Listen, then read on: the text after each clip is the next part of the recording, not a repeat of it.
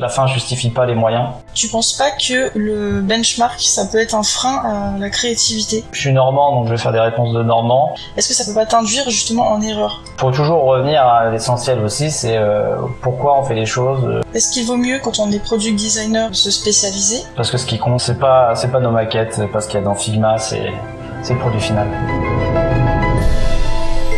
Bonjour et bienvenue dans ce nouvel épisode du calendrier de l'avant du produit. Pour cette seconde édition, j'ai eu le plaisir d'échanger avec 24 nouveaux passionnés que vous découvrirez jour après jour. Et aujourd'hui, je suis avec Maxime, qui est Senior Product Designer chez Fruits. Salut Maxime, comment ça va? Merci, bien, et toi, Marceline? Super. Est-ce que tu peux te présenter en quelques mots? Ouais, alors déjà je te remercie de me recevoir dans ce podcast. Moi je m'appelle Maxime, je suis autodidacte, je travaille dans le numérique depuis 2010. Et j'aime concevoir des apps élégantes. Comment t'as découvert le monde du produit? Alors je sais pas si c'est ça qui m'a poussé à faire carrière, mais je me rappelle du tout premier contact que j'ai eu avec ça. C'était, j'ai un vieux souvenir quand j'étais au lycée en 2004-2005. Je disais Gmail pour la première fois et je me dis mais en fait j'aurais trop des conseils à donner pour améliorer l'utilisation en fait de ce service. Et je savais strictement pas que ça pouvait être un métier quoi. C'est bien plus que j'ai découvert en fait après le graphisme quand j'étais en stage dans mes études en bioanalyse, donc ça n'a rien à voir. Et j'ai fait une reconversion, donc j'ai travaillé quelques années dans le web design et en fait à un moment donné en fait j'ai eu envie de me concentrer sur un site, un service, un produit, une app, couvert le monde des startups et du coup j'ai commencé mon premier taf de product designer en 2015 chez FaceMapper, donc voilà mes débuts. Qu'est-ce que t'as fait là-bas? Alors FaceMapper c'était une photographie de festival. Là-bas je faisais le design et le front-end, donc je faisais aussi du code, c'était une web app. Je participais avec le fondateur à quelques élaborations sur des stratégies et business. Comment ton métier il a changé entre le moment où t'étais à FaceMapper et aujourd'hui chez Fruits? Déjà, ce métier de product a trouvé un nom, parce qu'à l'époque, je le connaissais pas. Peut-être qu'il existait, mais je le connaissais pas. Et on va dire, je suis passé de quelque chose que je faisais de manière artisanale à quelque chose de beaucoup plus professionnel. Et je pense que c'est l'expérience qui m'a forgé à force de lire, etc. Voilà. T'as fait une formation pour acquérir les méthodos, t'as tout appris sur le tas? En fait, les formations que j'ai faites, c'est de l'initiation logicielle. J'ai plus appris à utiliser Illustrator, Photoshop, etc. Donc en fait, après, c'est par moi-même. Quelle est la part de l'UI dans ton travail? Est-ce que tu fais toujours autant d'UI qu'au début? Effectivement, la UI, c'est assez présent, mais ça fait qu'une partie du métier, parce que avoir une belle interface qui n'est pas facile à utiliser et qui répond pas à un réel besoin, ça ne sert à rien. Pour en revenir à ton expérience, t'es actuellement product designer chez Fruits. Est-ce que tu peux présenter l'entreprise? C'est ça. Donc moi, ça fait pas longtemps que je les ai rejoints, là ça fait 8 mois. Et donc Fruits, c'est une application de rencontre pour la Gen Z. Et la mission, si tu veux, de Fruits, c'est de créer des relations qui matchent vraiment sans ambiguïté. Donc en affichant clairement en fait tes envies. Sous forme de métaphores de fruits. Donc t'as cerise pour ce qui est du sérieux, raisin, pas de coup d'un soir, pastèque, sex friends et pêche ce soir quoi. Retirer cette ambiguïté dès le départ.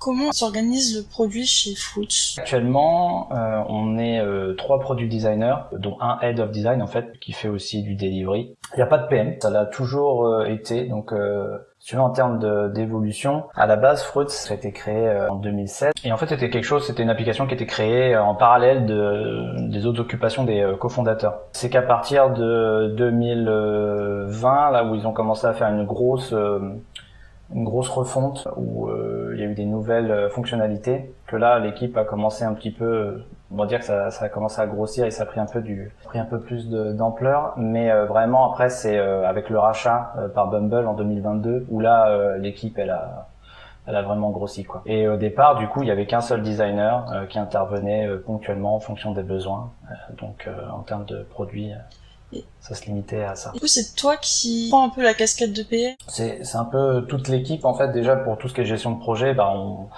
on s'organise un peu tous ensemble, main dans la main quoi. Après pour la recherche utilisateur, dès qu'il y en a besoin, effectivement on en fait. C'est pas encore un truc qu'on fait de manière systématique sur chaque projet, mais par contre quand il y en a besoin, on sait le faire et c'est quelque chose vers quoi on veut tendre justement.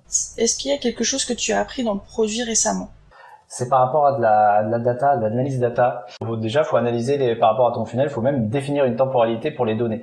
Comme ça, tu peux être certain au moins que si tu veux analyser ton funnel, il faut que tu détermines une plage de temps. Et il faut qu'elle soit, plus elle est courte, plus elle est précise, et plus elle est large, moins elle est précise, parce que tu peux considérer que l'utilisateur en fait n'était plus sur l'app, quoi. Est-ce que tu as un conseil pour faire de la veille, pour rester curieux sur le produit? Ne pas avoir peur de demander de l'aide, qu'on soit d'ailleurs débutant ou pas, ça marche pour pratiquement tout. D'analyser les données, d'itérer encore, d'échanger en fait avec les ingénieurs, les développeurs. Parce que ce qui compte, c'est pas nos maquettes, c'est pas ce qu'il y a dans Figma, c'est le produit final.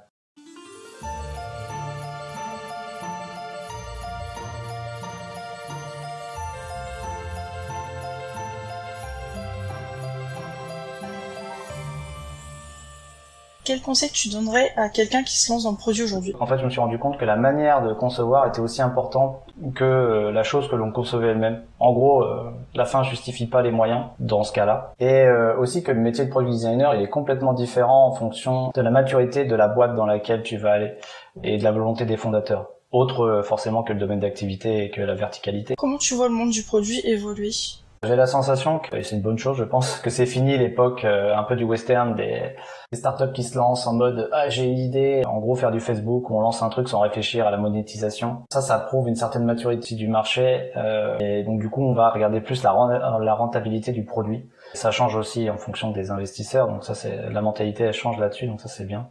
Et aussi je vois une grosse implication au niveau de l'urgence climatique. Ils ne bossent pas forcément pour créer des produits qui vont réduire l'empreinte carbone, elle se pose des questions quand même sur comment concevoir, moins juste réduire sa propre empreinte carbone, et ça je trouve ça génial.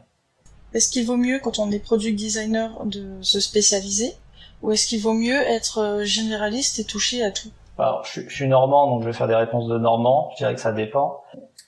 En fait ça dépend vraiment de l'équipe, parce que en fait si t'as la chance d'avoir des gens très pointus dans chaque domaine, tu vois, une bête de visual designer, du UX designer, de copywriter, du X-writer.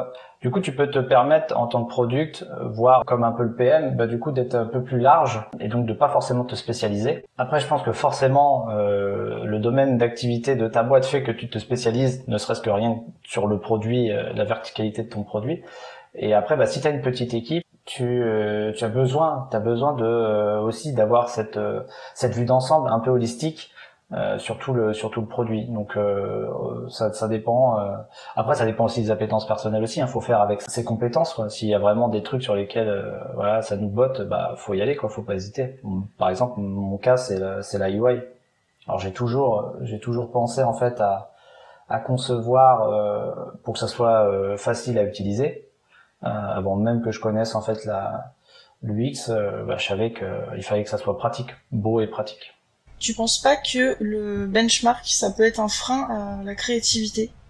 Parce que en regardant ce que tout le monde fait, du coup, tu vas développer les mêmes features et du coup, est-ce que ça peut pas être un frein à l'innovation? Ouais, très bonne question. Ça peut l'être dans un cas, comme ça peut ne pas l'être aussi. Ça dépend comment on réagit face au benchmark. Ça dépend, je pense aussi du position de sa boîte dans le marché aussi. Quand t'es leader, c'est pas pareil que quand t'es un peu à la traîne ou même deuxième, parce que du coup, quand t'es deuxième, tu vas benchmarker pour rattraper. Quand on benchmark, c'est pas tant regarder ce qu'ils font les autres, il faut faire pareil. C'est plus comprendre pourquoi ils sont arrivés là. Moi, je me rappelle beaucoup chez Yield. En fait, on regardait les patterns des autres. Et ça nous permettait de comprendre aussi pourquoi ils avaient dû faire ça. Parce qu'à un moment donné, comme on était sur le même marché, on s'est rendu compte en fait des problématiques qu'il y avait. Et en fait, on comprenait pourquoi certains acteurs avaient fait ci, fait ça. Et nous, comme on avait une certaine philosophie ou envie de faire les choses, on prenait ou pas le même chemin, quoi. Si ton concurrent il fait de l'A/B testing et tu tombes sur un test qu'ils font, est-ce que ça peut pas t'induire justement en erreur? De te dire eux leur hypothèse c'est ça, si ça se trouve elle est fausse, et du coup foncer sur l'hypothèse du concurrent? Ça c'est possible. Alors forcément, comme nous normalement on sait que ça existe, ce genre de pratique, et c'est très bien. Je pense qu'on peut même aller voir plus loin que ça, c'est-à-dire qu'en fait on peut créer, au lieu d'avoir de l'A/B testing en temps réel, tu peux imaginer qu'aussi c'est ça la force de notre métier aussi, c'est de faire de l'A/B testing, du A-test puis du B-test sur la durée. Tu vois ce que je veux dire? C'est-à-dire que tu peux très bien te dire, je mets en place c'est le meilleur moyen de tester, parce que faire de l'A/B testing, faut avoir une certaine masse pour en avoir des résultats vraiment intéressante. Du coup, tu peux très bien te dire, je lance une option. Voilà, on a une hypothèse, on lance une solution A, on regarde ce que ça donne, et puis après, s'il y a besoin, on ajuste et on fait une solution B. Donc, si tu gardes ça déjà en tête, par exemple pour faire toi ça avec ton produit, tu sais que les autres peuvent faire ça aussi. Faut toujours revenir à l'essentiel aussi, c'est pourquoi on fait les choses, nous et comment. Et c'est là que tu arrives un peu à te détacher aussi justement de la concurrence. Ce qui est bien aussi, c'est de regarder des patterns, des patterns, des choses, de benchmarker des choses qui sont complètement en dehors de notre marché, de notre verticale. Oui, totalement.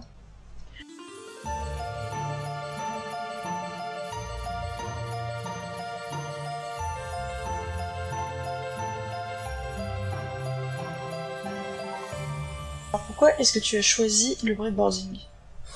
Parce que je trouve que c'est un outil super puissant et qu'on n'en parle pas.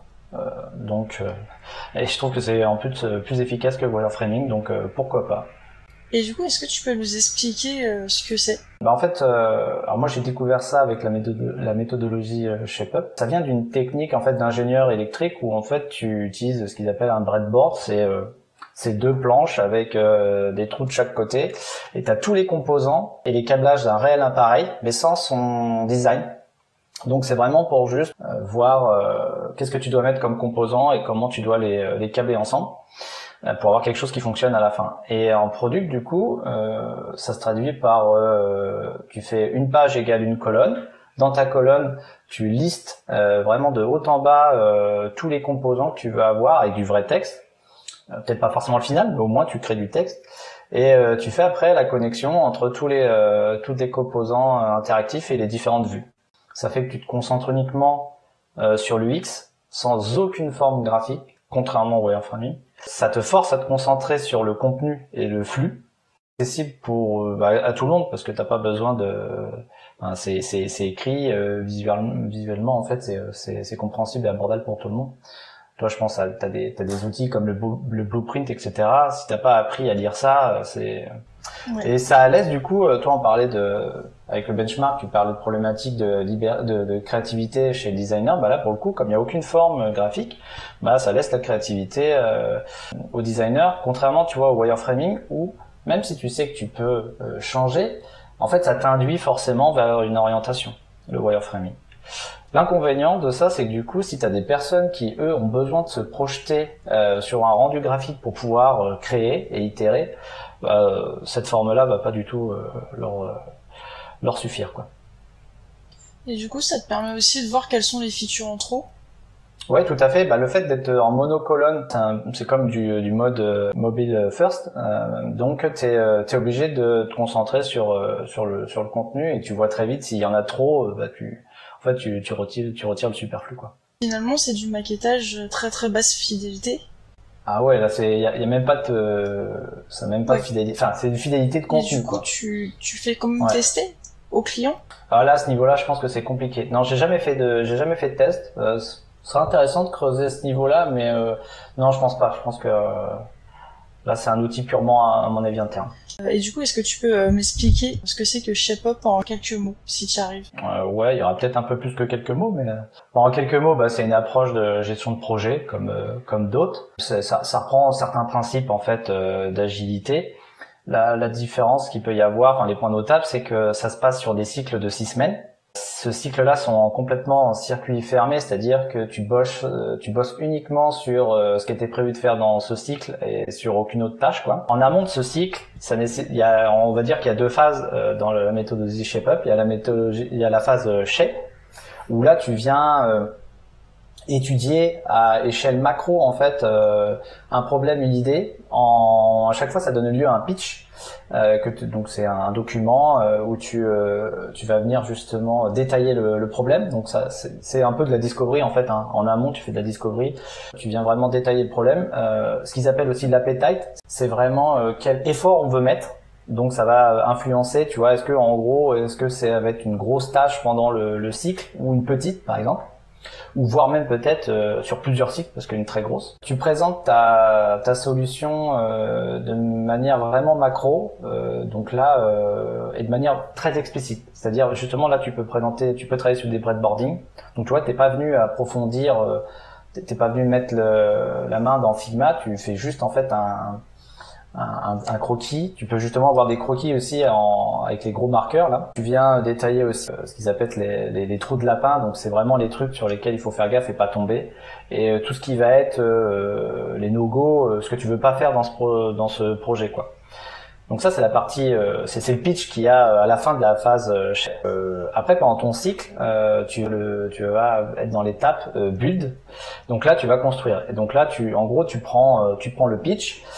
T'assignes le projet à une équipe, t'assignes pas des tâches, et là l'équipe va définir en fait les scopes et ce qu'elle va pouvoir faire pendant le laps de temps que tu lui as donné. Si c'est tout le cycle ou pas tout le cycle, si c'est sur plusieurs cycles. Le but c'est vraiment que à la fin du cycle, il y ait quelque chose qui soit mis en release ou en prod. Donc les équipes travaillent tous en main dans la main vers cette étape finale qui est la release. Et du coup, c'est adapté à toutes les entreprises ? Clairement pas. Je sais pas s'il y a vraiment des antagonistes à cette méthode, mais en fait c'est comme les méthodes agiles, donc j'ai l'impression que c'est plus adapté à une petite équipe, moyenne petite équipe, à qui tu laisses beaucoup de responsabilités. À mon avis, c'est pas tant une question de taille, c'est plutôt une question de mentalité. Merci beaucoup d'avoir participé. Est-ce que tu voudrais dire un petit mot de la fin ? Déjà, passer de bonnes fêtes. Et ensuite, je pense pour être un peu inspirant, je pourrais dire que soyons tous fiers d'échouer, c'est comme ça qu'on apprend. Merci d'avoir écouté cet épisode, j'espère que ça vous a plu. Vous pouvez retrouver un résumé en vous inscrivant à la newsletter sur afternoon.pm. À demain pour un prochain épisode.